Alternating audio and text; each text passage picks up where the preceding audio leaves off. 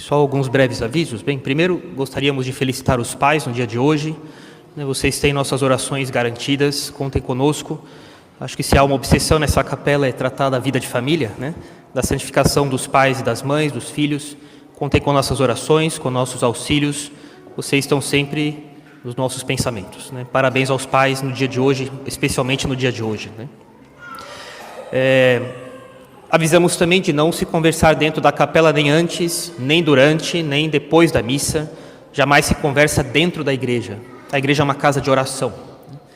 Para receber a comunhão, recebe-se a comunhão de joelhos, salvo impedimento físico. Sempre na boca, e não se diz amém. Quem fala amém é o padre na hora de distribuir a comunhão. É praticamente incompatível a pessoa falar amém e receber a hóstia ao mesmo tempo. Levanta-se a cabeça, abre-se a boca de maneira suficiente. Há pessoas que abrem de maneira extremamente exígua. Abre-se suficientemente a boca, coloca-se a língua para fora, sobre o lábio de baixo, a língua fica apoiada no lábio de baixo, Não se mexe a cabeça e assim a comunhão é bem recebida. Também aqui na capela temos o bom costume, até pouco tempo em vigor, de separar os homens e as mulheres de lado. As mulheres ficam do lado do Evangelho, este lado em que eu estou aqui, os homens do lado do Epístola. Falamos dos solteiros aqui, e as famílias podem ficar juntas em ambos os lados. Noivos e namorados são solteiros ainda, devem sentar-se em lados separados, ainda que a família de algum deles esteja presente. Não devem sentar juntos no mesmo banco, por exemplo. Bem, caríssimos, como falei das outras vezes, continuamos nossos comentários literais sobre o Evangelho das missas. E o Evangelho hoje é um pouco longo, pularei os primeiros versículos de Jesus Cristo, dizendo aos seus discípulos que muitos quiseram ver e ouvir o que eles viam e ouviam e não puderam, e como eles deviam se dar conta da grandeza do que eles estavam tendo diante deles. Mas vou começar diretamente falando da parábola do bom samaritano, que eu considero uma das maiores parábolas, uma das mais fantásticas que Jesus Cristo já contou depois do filho pródigo. E eis que se levantou um certo doutor da lei, tentando e dizendo: Mestre, que farei para herdar a vida eterna? E ele lhe disse: Na lei, o que está escrito? Como lês? E respondendo, ele disse: Amarás ao Senhor teu Deus de todo o teu coração, de toda a tua alma e de todas as tuas forças e de todo o teu entendimento, e ao teu próximo como a ti mesmo. E Jesus lhe disse: Respondeste bem, faz isso e viverás. Um doutor da lei se levantou, eles deviam estar em alguma casa ali.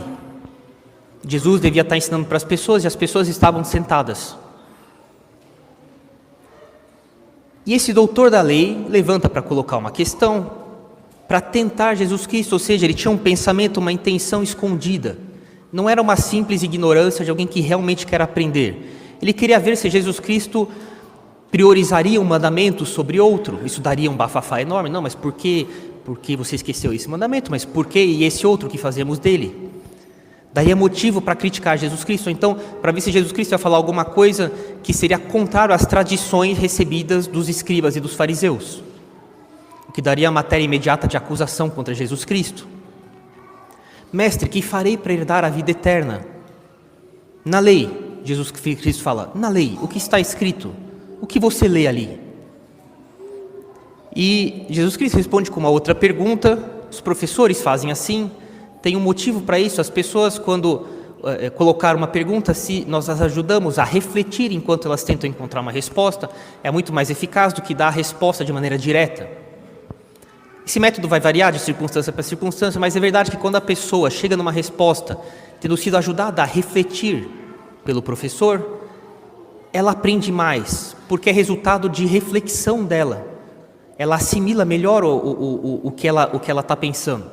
Porque ela faz um esforço pessoal, é igual a digestão, é o que nós ensinamos na escola. A reflexão é comparável à digestão do corpo. A reflexão é uma espécie de digestão, em que do mesmo jeito que com a comida física o corpo trabalha sobre a comida para assimilá-la, depois dividindo em partes, a reflexão faz nós dividirmos os problemas em pedaços e refletindo nós assimilamos as verdades. não só de ouvir uma resposta já dada, pode ser que seja necessário fazer isso, mas assimilar mesmo por reflexão pessoal. E veja, Jesus Cristo coloca um destaque nessa pergunta dele de volta, na lei. O que está escrito? Ele coloca na lei em primeiro lugar, como se Jesus Cristo dissesse: você que é doutor da lei, o que está na lei? Me dê uma citação da Torá, dos livros de Moisés. Você que é doutor da lei, encarregado de ensinar a Torá para os judeus, você que deve saber melhor do que ninguém o que está escrito ali, o que é que está escrito ali? E a resposta do escriba é precisa, é exata, pelo menos com relação à citação do texto. Ele vai dizer: amará o Senhor teu Deus, etc., e o próximo como a ti mesmo. É a união de dois versículos, de um capítulo do Deuteronômio, o outro versículo de um capítulo do Levítico. E a mesma resposta que Jesus Cristo deu em outra ocasião, uma ocasião semelhante para uma outra pessoa. Talvez a resposta de Jesus Cristo tenha se espalhado, e esse doutor da lei esteja repetindo para Jesus Cristo uma resposta que Jesus Cristo já deu em algum lugar, em uma outra ocasião, para alguém, né? Jesus Cristo diz: respondeste bem, faz isso e viverás. Ou seja, é necessário ter um encaminhamento de fato, e não só saber de maneira teórica o que deve ser feito. Não é só uma questão de saber com a inteligência, é de orientar sua vontade. E a gente vai ver que o escriba tem uma dificuldade aqui. É necessário aplicar o mandamento, mais para frente a gente vai ver o problema que ele tem. É necessário aplicar o mandamento, não só saber o que é certo, mas é necessário fazer isso. Não é só uma questão de resolver um problema de modo teórico, não é um problema de teologia moral simplesmente teórico. É necessário uma resposta que dê uma orientação para o seu comportamento agora. E aí, o escriba vai falar, e aí o São Lucas fala assim: e o doutor da lei, porém, querendo justificar-se a si mesmo, vamos ver o que isso quer dizer. Querendo justificar-se a si mesmo, disse a Jesus: e quem é o meu próximo? Bem, o que quer dizer que ele queria justificar a si mesmo, né? Não quer dizer que o escriba tivesse uma conduta repreensível, e aí ele vê que Jesus Cristo sabe de um problema moral dele, então ele quer se justificar para manter um apego, não é nada disso. A questão é que o modo como Jesus Cristo conduziu a resposta fez com que ele mesmo, o escriba, o doutor da lei, que colocou a questão, ele mesmo, na primeira resposta dele, já desse a solução. Então as pessoas em volta devem ter olhado assim para ele e falado: escuta, se você sabia a resposta assim tão fácil, por que você fez a pergunta? Você está querendo causar problema aqui? E ele passou uma vergonha enorme diante dos outros. E o escriba então vai querer se justificar, porque ele viu que ele colocou uma pergunta que ele sabia a resposta. É porque na verdade ele não queria saber nada, ele queria colocar Jesus no embaraço. Então as pessoas à volta deviam ter falado: mas escuta, o que essa pessoa está fazendo aqui? Ela veio aqui para arranjar problema, né? Se ela já sabia a resposta, ela volta para casa, né? E aí ele, para se justificar, ele vai colocar uma outra pergunta: e quem é o meu próximo? Como quem diz: não, pera lá, veja bem, não é que a minha questão é tão simples, porque a letra da lei é essa, mas é necessário uma certa explicação da noção de próximo. É isso que o escriba está querendo dizer agora. Não, eu sei que essa é a letra da lei, mas o que quer dizer próximo de verdade, Jesus? E aí começa toda a parábola, né? Ele precisou mostrar para as pessoas agora que a questão dele não era tão infantil assim, que ele não é assim que ele sabia a resposta com tanta facilidade, né?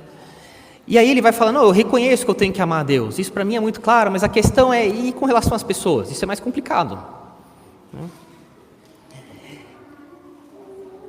E eu gostaria de deixar aqui claro o pano de fundo do problema, de onde é que a gente está aqui, né? Porque é necessário se dar conta que Jesus Cristo não sai atirando para lá e para cá sem motivo. Se Jesus Cristo fala uma coisa é porque tinha algum problema na época, de que alguma coisa entre os escribas e os fariseus, entre os padres da época, nos manuais de teologia moral, nas discussões de teologia moral, havia uma divisão de opiniões sobre quem era meu próximo. Haviam escolas de teologia, na hora de explicar a letra da lei, dando interpretações diversas sobre quem é meu próximo. E Jesus Cristo vai dar a resposta dele em relação a todas essas opiniões. A questão era de que para alguns moralistas da época, algumas jurisprudências de teologia moral da época, pelo menos em alguns casos, um pagão ou um samaritano, já vou explicar o problema dos samaritanos, alguém que não era judeu, não era considerado um próximo. Mas não é necessário achar que esse tipo de distorção moral existia só na cabeça dos fariseus na época de Jesus Cristo e não existe mais. Por exemplo, só para dar uma ideia de como isso é universalmente presente, isso aqui faz parte do ser humano, isso aqui. Eu tenho uma imagem muito clara, eu lembro quando começou a guerra na Ucrânia, tinha uma médica ucraniana, estava sendo filmado assim, né? E ela estava atendendo um soldado russo. E as pessoas ucranianas em volta falavam para a médica: não, deixa ele aí, ele é nosso inimigo. Ela falou: não, eu sou médica, eu atendo quem precisa. Fantástico, cara. Mas vocês vejam que é normal, assim, é comum, normal não é, mas é muito comum, esse problema humano de não olhar algumas pessoas como dignas de auxílio da gente, porque é meu inimigo. Ah, porque ele fez tal coisa, então eu não vou ajudar. Não é só um problema dos fariseus na época, isso aqui é um problema universal. E Jesus Cristo então vai contar, como eu disse, uma das parábolas mais fantásticas do Evangelho, que na minha opinião só perde para a do filho pródigo. E respondendo Jesus, disse: um certo homem descia de Jerusalém para Jericó e caiu nas mãos dos salteadores, os quais o despojaram, o espancaram, foram embora, deixando-o meio morto. Então, vejam, Jesus Cristo começa, eu já falei, Jesus Cristo é um bom contador de histórias. Um certo homem, a nacionalidade dele é deixada propositalmente indefinida. Jesus Cristo quer dar uma lição que vale para todas as pessoas, não só para um judeu. Não só para os preconceitos que um judeu da época podia ter em relação a outros povos. Um certo homem, qualquer pessoa. Um certo homem descia de Jerusalém para Jericó, é exatamente isso, elas têm 900 metros de altitude de diferença. Jerusalém fica no alto, e você para ir para Jericó, a 6 horas a pé de viagem, você tem que descer 900 metros de altitude. Jericó fica mais perto do Mar Morto, né? E caiu nas mãos dos salteadores, dos quais o despojaram, espancaram-no, se retiraram, deixando ele meio morto. São Jerônimo conta, se lembra, São Jerônimo morou na Gruta de Belém, e ele conhecia muito bem toda a geografia da região para comentar a Sagrada Escritura, né? Que era uma estrada perigosa, né? Havia bandidos mesmo, ladrões, né? Em grego, lestais é um latro em latim, é alguém que é um mercenário, é alguém que está disposto a matar se ele ganhar mais. Se eu ganhar mais numa outra situação, eu mato, né? Era gente que era, não é só um ladrão que pegava a sua carteira e saía correndo, assim. Era alguém que matava você se fosse necessário para ganhar mais, se essa fosse a oportunidade dele, né? Alguém que estava disposto a saquear alguém e a matar a pessoa para ganhar mais. Então tentaram pegar a roupa do corpo dele, esse personagem na parábola resiste. Não, vocês não vão levar nada. Aí começa uma briga, batem nele, ele apanha até ficar desacordado, ali no deserto. São Jerônimo conta que é um deserto terrível, que é todo branco, a pedra é calcária, é branca, e com o calor do sol assim você fica ofuscado, não tem água em lugar nenhum, não tem ninguém, é conhecido pelos assaltos, ele fala, os romanos faziam a guarda, né? Mas ele falava que tinha excursões da Arábia, de tribos nômades que faziam assaltos naquelas estradas, né? E certamente ele morreria se não viesse um socorro em pouco tempo. E Jesus Cristo fala: e eis que por acaso no sentido de que, bem, eram 2 viajantes, o que acabou de ser espancado, e esse sacerdote agora que a gente vai ver que vai começar a passar por ali, que lógico não tinha relação nenhuma entre um com o outro, né? Deus governa todas as coisas, não existe acaso absoluto. É algo ocasional no sentido de que são 2 fatos que não têm relação direta um com o outro. Um viajante não conhecia o outro. Esse sacerdote estava andando nessa estrada, ele não pensava que ele iria, ele não esperava que fosse se deparar com aquela situação. Foi pego de surpresa, né? E muitos sacerdotes e levitas da tribo de Levi, que faziam o serviço do templo, tinham casas em Jericó, passavam a semana em Jerusalém trabalhando, depois voltavam o final de semana para casa em Jericó.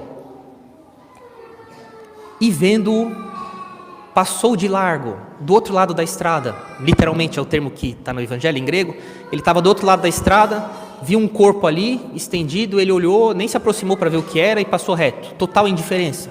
Esse aqui é o ponto chave do personagem aqui, total indiferença.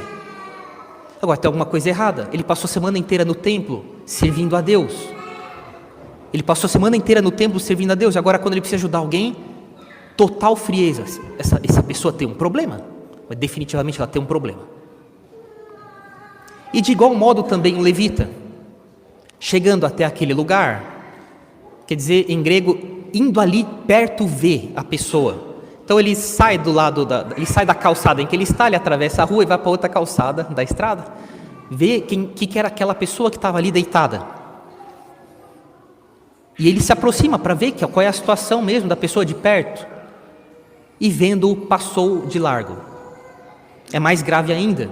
Ele viu a situação, foi ali, olhou a pessoa, viu a situação dela, viu que estava respirando ainda e foi embora. Agora, para ser mais grave ainda, eu gostaria de citar uma das leis de Moisés, está no Deuteronômio. Se virdes um jumento ou o boi de um israelita caído no caminho, não ignore o animal, ajude o animal a ficar em pé. Agora eu pergunto a vocês, não é exatamente o mundo de hoje? Ai de você se você fizer alguma coisa com um cachorro ou com um gato. Agora, se você cometer um aborto, meus parabéns, você luta pela causa feminista, então tenha santa paciência, uma coisa hospitalar isso aqui, mandar internar.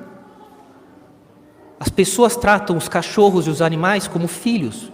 O seu cachorro não precisa de um pai, seu cachorro precisa de um macho alfa, de uma matilha. Seu filho precisa de um pai. Às vezes a pessoa, quantos casos a gente já viu na vida de o menino vai brincar com o cachorro late pro menino, aí a mãe fala pro filho: ô filho, deixa o cachorro em paz. Mas como assim? Dá uma bronca do seu cachorro, ele é seu filho. Gostaria que refletíssemos nisso, mas bem, não é o central do sermão, mas daria um bom sermão isso aqui, né? Cachorros e gatos e animais são tratados como animais. Filhos são tratados como filhos. Seu cachorro e seu gato não precisa de um pai. Essa não é a natureza dele. Uma das coisas que Aristóteles ensina na vida é de que cada coisa tem que estar no seu lugar. Seu cachorro e seu gato não é seu filho, é um cachorro e um gato. Ele não precisa de um pai, ele precisa de um macho alfa e de uma matilha. Ele precisa de um dono. Você trata o seu cachorro e o seu gato como um dono. Ele é sua propriedade, não é seu filho. Seu filho é seu filho. Seu filho precisa de um pai. É outra história. Mas é realmente uma epidemia hoje. E é um dos problemas aqui. Um cuidado enorme com o asno, com o jumento. Jesus Cristo criticou isso aqui várias vezes. Você pode ir lá resgatar a sua ovelha no sábado, seu jumento no poço se cair no sábado, mas não posso curar um doente e expulsar um demônio no sábado, mas perder o juízo. Quer dizer, as pessoas agora elas são tratadas pior que os animais. Um animal deve ser tratado assim, com tapete vermelho, jogando pétala de rosa na frente. Um ser humano pode ficar com um sistema de educação de 10ª categoria, né? Tem santa paciência, né? Bem, mas não é o problema de hoje. Mas vejam que isso aqui é um problema universal. Mas um samaritano que ia de viagem chegou ao pé dele e vendo-o, moveu-se de íntima compaixão. Splanchnizomai, já fiz um sermão sobre isso um tempo atrás. Mais uma vez esse verbo. As vísceras dele se apertaram de comoção, de compaixão por causa da situação daquele homem. E lembra-se, eu falei que esse verbo tinha a ver tinha uma relação com o papel de redentor do Messias. Já vou no final fazer um breve paralelo, explicando que esse samaritano aqui no sentido espiritual da parábola é Jesus Cristo, né? Então, Jesus Cristo, ele tem vários momentos, ele tem essa compaixão com as pessoas, as vísceras dele se comovem, mas é por causa da miséria que as pessoas têm, ou espiritual, um possesso, ou material, as pessoas com fome, ou as pessoas doentes, porque é consequência do pecado. E ele veio para acabar com o pecado e com suas consequências. Não é simplesmente filantropia, é por causa que aquilo ali vem do pecado ou é consequência do pecado. E o Evangelho usa com frequência essa expressão splanchnizomai, que é se compadecer nas suas vísceras. É uma paixão muito profunda, mas que é fruto do papel de redentor de Jesus Cristo. E aqui é o mesmo verbo que é usado para esse samaritano, que é a figura de Jesus Cristo. Bem, do mesmo jeito que o sacerdote, ele percebe a pessoa no caminho, do mesmo jeito que o levita, ele se aproxima para ver, mas tem uma coisa que difere completamente o samaritano desses dois. O samaritano tem coração. O samaritano começa dando o que ele tem de melhor. A piedade. Não é dinheiro, não é tratamento, não é cuidado médico. A primeira coisa que o samaritano dá antes de dar qualquer coisa material é que ele dá sua compaixão. Ele realmente ama aquela pessoa. A gente já vai ver que o escriba aqui, o doutor da lei, colocou a pergunta, tem dificuldades para amar. Já vamos ver isso. E certamente, bem, Jesus Cristo no começo fala um certo homem, quis deixar vago porque a lição da parábola é uma lição universal, não importa de qual etnia, não importa de qual religião é o outro. Não quer dizer que você concorde com isso, mas todo mundo é o nosso próximo. Quem quer que precise da sua ajuda é o seu próximo. Mas é óbvio que se trata de um judeu, saindo de Jerusalém, voltando para Jericó, é a terra dos judeus ali, né? É na região de Judá, né? E aproximando-se, atou-lhe as feridas, colocou azeite e vinho, e pondo sobre o seu jumento, levou para uma estalagem e cuidou dele. Bem, padre, por que vinho? Porque na antiguidade o vinho era muito forte, viu? O vinho tinha pelo menos 20% de álcool, é quase o dobro do que é hoje em dia, em muitos vinhos, mais ou menos. Era usado para desinfetar feridas, né? O azeite também dava uma isolada do ar nas feridas, dá uma aliviada na dor, né? Vários tratados de medicina da época falam que eram usados como remédio, e os viajantes levavam com frequência vinho e óleo em algum recipiente, né? E colocando sobre o seu animal, levou ele para a estalagem. Então, o animal vale menos que o outro. O animal vai carregar o outro. Não é você que fica puxando o animal é que te puxa, né? E ele vai a pé agora. Ele sai do jumento dele, e agora quem vai em cima é o outro. Se sabe que havia uma estalagem de verdade nesse caminho, que Jesus usa como exemplo. No meio do caminho tem ruínas hoje em dia, havia um vilarejo com uma estalagem, né? Então Jesus Cristo realmente faz de uma situação que existe no mundo real, objeto de uma história, de uma parábola, né? E ele fica lá na estalagem naquele dia com aquele doente, e partindo no outro dia ele precisava continuar a viagem, tirou 2 denários, deu ao dono da hospedaria dizendo, cuida dele, tudo o que gastardes a mais eu te darei quando voltar. Então ele deixa o equivalente a 2 dias de trabalho. Um denário era o equivalente a 1 dia de trabalho. É uma moedinha de prata assim, não tem 1,5 centímetros, 2. Era 1 dia de trabalho. E ele vai deixar 2 dias de trabalho ali, não é pouca coisa, e sobretudo levando em conta que ele fala, não, se precisar de mais dinheiro eu te dou quando eu voltar. E o samaritano faz o que realmente ele gostaria que fizessem se ele estivesse nessa situação. Amar ao próximo como a mim mesmo, ou seja, se eu estivesse nessa situação, o que é que eu gostaria que o outro fizesse por mim? E é isso que o samaritano faz. E aí Jesus Cristo então arremata a questão. Qual, pois, destes 3 te parece que foi o próximo daquele que caiu nas mãos dos ladrões? E vejam só a questão, o doutor da lei começou mostrando que sabia resolver a primeira dúvida que ele mesmo tinha colocado. Então Jesus Cristo fala assim, então vamos continuar pensando. Com a mesma sagacidade que você achou a resposta para a primeira questão que você me colocou, agora vamos continuar tirando a conclusão. Mas agora vai ser mais dolorido.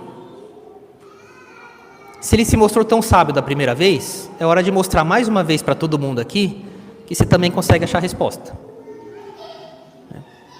E o fato é que nosso Senhor mostra aqui, com toda a força, para o doutor da lei e para todo mundo, que diferença de religião, diferença de etnia, qualquer coisa que alguém possa ter te feito que te dê ódios e amarguras e que você fique ruminando anos da vida, problemas entre povos, tudo que separava judeus e samaritanos. Sabe, vou explicar o que é um samaritano. Samaritano é fruto do casamento entre pagãos e judeus. Ele tem uma origem dupla. Ele é fruto, ele é descendente da mistura. Isso aqui era proibido pela lei, isso aqui era uma coisa impensável para um judeu casa com uma judia, né? Ele era fruto da mistura de judeus com pagãos. Eles tinham uma religião completamente diferente. Eles tinham adulterado o livro de Moisés para dizer que eles podiam adorar a Deus no Monte Gazirim, esqueci o nome agora, que daqui a pouco eu lembro, e não era em cima do Monte Moriá, no Templo de Jerusalém. Eles tinham adulterado a Torá para justificar a religião deles. Eles eram tipo assim, a abominação do herege, do cismático, da pior espécie de pessoa, do traidor da nação, da pátria, de Deus. Existiam citações que falavam assim: se você, entre os rabinos, né, quem recebe um copo de água de um samaritano e bebe, é pior do que tomar sangue de porco, que era um animal impuro, abominado no Antigo Testamento, né? Eles tinham um ódio enorme uns pelos outros, né? E Jesus Cristo, então, faz questão de pegar um samaritano para colocar o doutor da lei numa situação bem dramática, para ele sentir bem o peso das consequências na prática dos princípios que ele vai tirar agora. Não importa a religião da outra pessoa, a etnia dela, as suas amarguras, os problemas nacionais de um povo com outro, as cachorradas que alguém possa ter feito com você. Nada disso é suficiente, nada disso é desculpa para justificar que qualquer pessoa que seja, uma só, deixe de ser seu próximo. Não quer dizer que você esteja de acordo com a religião dessa pessoa, não quer dizer que você esteja de acordo com a posição política dessa pessoa, não quer dizer que você esteja dizendo que tanto faz como tanto fez, cada um pensa o que quer, não quer dizer que você seja relativista, não é nada disso. Quer dizer simplesmente que você faz o bem sem olhar a quem. É isso. E hoje podemos fazer um paralelo com absoluta certeza. Isso vale também para as posições políticas, é um dos maiores problemas dos nossos últimos anos aqui nesse país e no mundo, né? Não importa a posição política que alguém possa ter abraçado, não importa no sentido de que a pessoa é o seu próximo. Você pode não estar de acordo, pode ter razão, inclusive, mas isso não é justificativa para que você exclua essa pessoa da noção de próximo. Ela é o seu próximo, né? Nós vimos N fatos serem noticiados de pessoas que foram demitidas do seu emprego porque votou em tal candidato. Isso aqui é inadmissível. Mas eu gostaria de perguntar, mas se Jesus Cristo estivesse diante dessa pessoa que fez isso e contasse essa parábola, mas que conclusão essa pessoa tiraria? E que conclusão Jesus Cristo tiraria para essa pessoa? Você pode não estar de acordo, você pode ter razão, inclusive, mas você não demite alguém por causa de quem ela votou. Isso aqui não se faz. Você vai deixar agora a pessoa é pobre, ela precisa daquele emprego, tem a família para sustentar, tem escola para pagar, tem gente doente na família, tem plano de saúde para pagar, mas te pergunto, não é deixar a pessoa semiviva no deserto? Mas é exatamente o que o levita ou o sacerdote fez nessa parábola. Isso aqui não se faz, hein?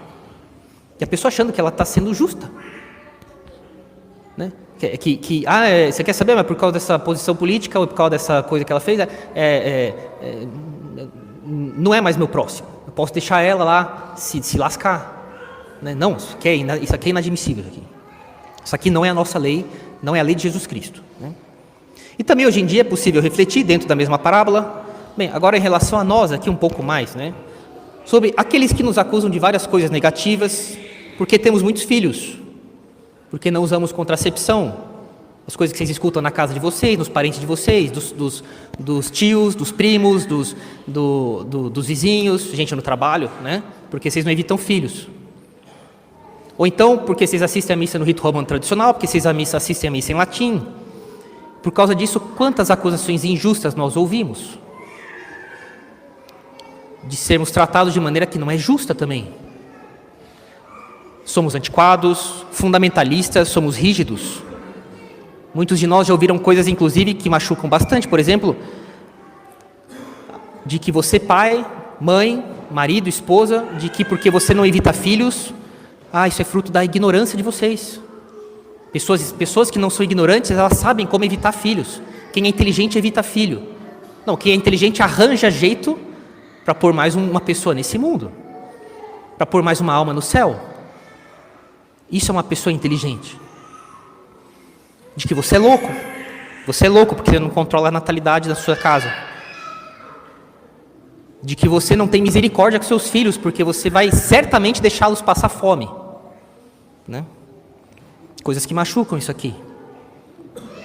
Ou então que você é um sacerdote rigorista, que você é um sacerdote sem misericórdia, porque você reza a missa em latim.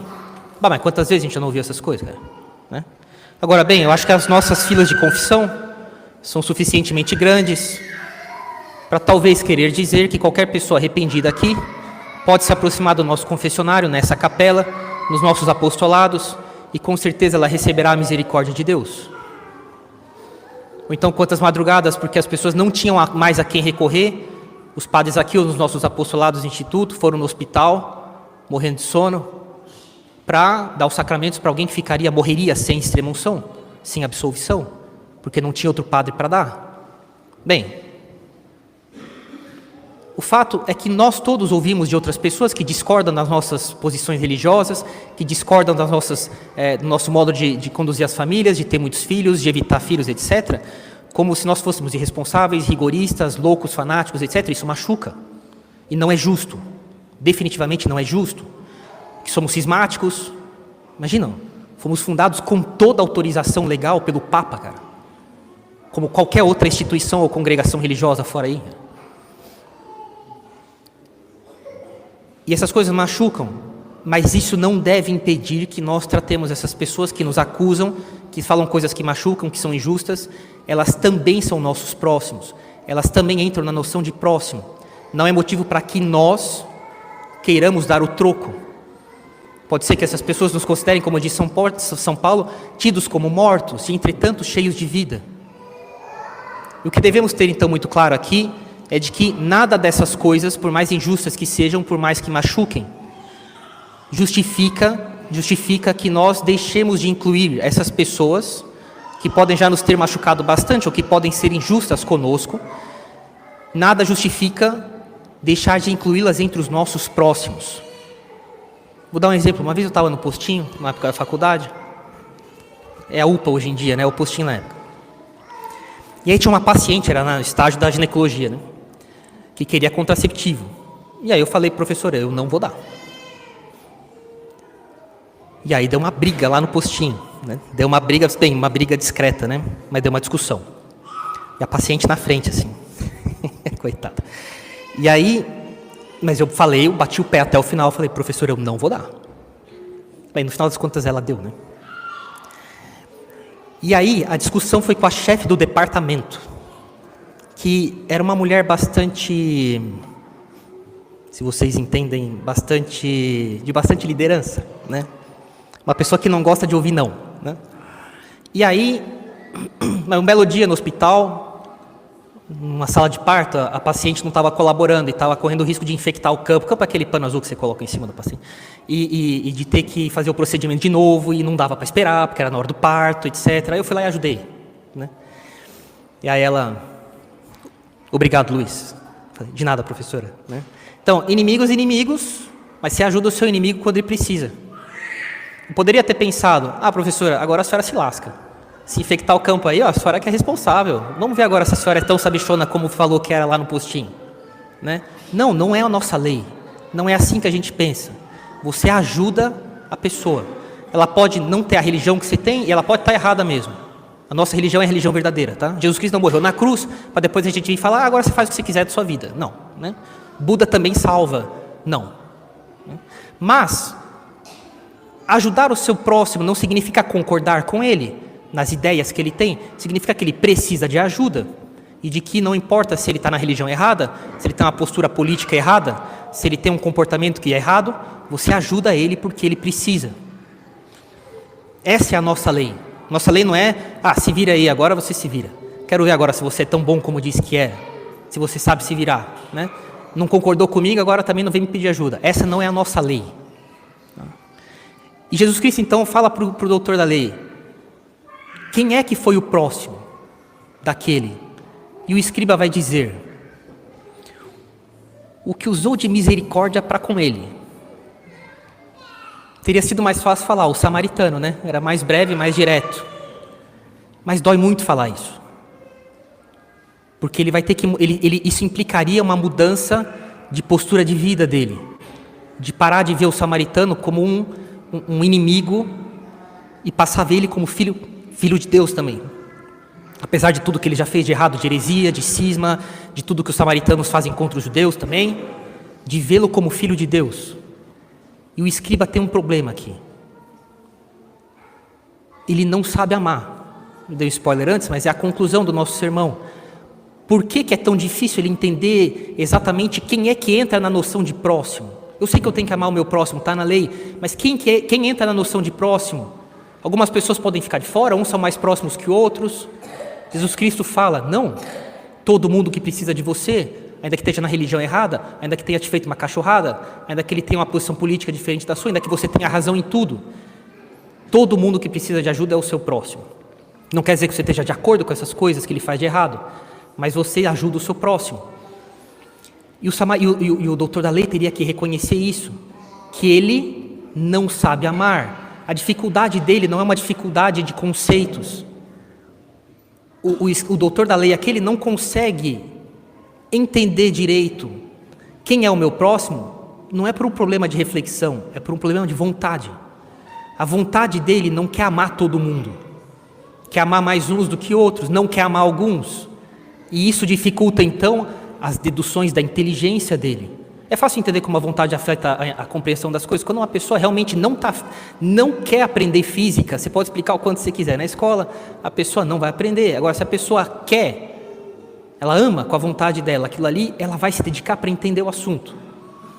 A nossa vontade afeta o quanto nossa inteligência compreende das coisas. E o escriba aqui, ele tem definitivamente um problema. Ele não sabe amar. Ele quer amar alguns da preferência dele e não todas as pessoas, porque são todos filhos de Adão. Jesus Cristo então fala: vai e faz isso. Faz igual o samaritano fez e terás vida. Ou seja, Jesus Cristo está querendo dizer: filho, você precisa aprender a amar. Precisa começar a lidar melhor com as falhas dos outros. Precisa começar a não ficar se amargurando porque os outros fazem coisas erradas. Isso eles se acertam com Deus. Depois tem a parábola do fariseu e do publicano, foi contada uns dias atrás. O publicano vai se acertar com Deus. Deus cuida da alma dele também dá graças para ele se arrepender. Mas vai você e faz o bem para o seu próximo quando ele precisa. Senão a gente vai chegar ao ponto de ajudar os cachorros e gatos e as crianças não. E achar que cachorro precisa de pai, mas não ser pai para o seu filho. Definitivamente não. Bem, acho que isso é suficiente. Um pequeno paralelo. Esse homem que ia de Jerusalém para Jericó, Jerusalém é a cidade da paz, é o nome da cidade.